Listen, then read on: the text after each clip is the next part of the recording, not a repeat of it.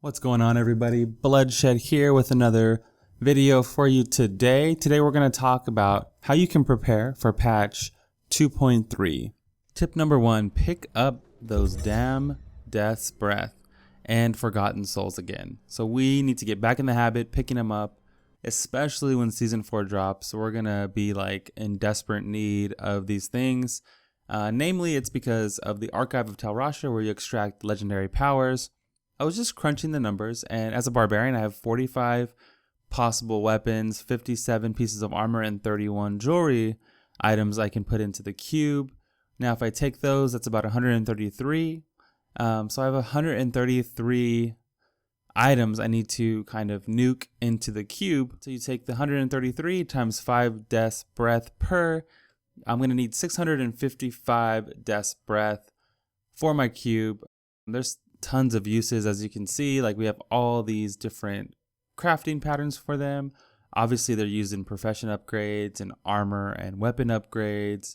So yeah, this kind of brings me to my next point, is a sage set. We might want to craft a sage set while we can. Death's Breath drops, a second one will also drop. So this is kind of wise to craft it, especially now that we have lots and lots of Forgotten Souls to make these things. Come patch 2.3, we're going to need the materials we get from adventure mode to make them. And this kind of goes with everything. So if you've ever wanted a lightning damage Reaper's Wraps or something like that, or an epic cane set. So yeah, craft. Coming up next, we have Infernal Machines. So yes, save your keys, ladies and gentlemen, save your keys. As of right now, in 2.2, it takes 4 keys to make one Infernal Machine. So as you can see in the little graph here, it takes 4 of these keys to make one of these bad boys, as we all know. It's going to change in 2.3. Only machines are going to drop, and all your existing keys will be converted into machines. So you're more than welcome to farm them now. Like, you literally can go through, farm a bunch of keys. As long as you don't turn them into machines, you're not really wasting your time. Farm the keys now if you like, and they'll turn right into machines when the patch hits, and you'll be able to just sit there the first day and farm Ubers. So now we're going to talk about hoarding items. So yeah, hoarding items. I would say stash whatever items you're going to want with the cube from the beginning. So for me, like Hexing Pants of Mr. Yan, maybe a Unity, Ring of World Grandeur. We have those things already, but you want to make sure you have, like, Furnace or Maximus. Make sure you have the items for your builds that you're going to want to cube on day 1. That way we have it ready to go. As soon as we power out our adventure mode bounties and get our crafting materials, we'll be able to throw them right in the cube and get our passives as soon as possible. So have a game plan on what you're going to want on the first day. Set pieces. Blizzard has in the past retroactively changed them for us. So when things get buffed or nerfed in some cases, those green pieces are going to be changed for free. We won't have to refarm them.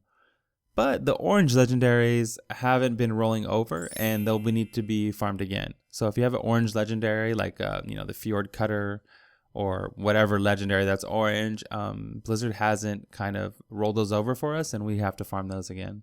Don't forget, we can take an item and re-roll the whole item entirely.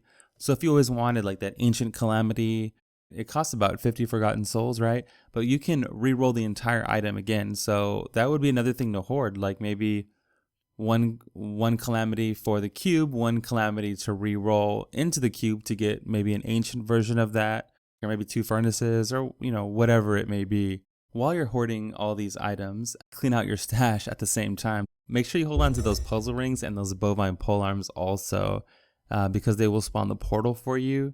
So you're going to get as many vaults as you can get, as many puzzle rings as you have, and as many cal levels as you like, as long as you have the weapons to pop in the queue. Let's talk about Rift Fragments.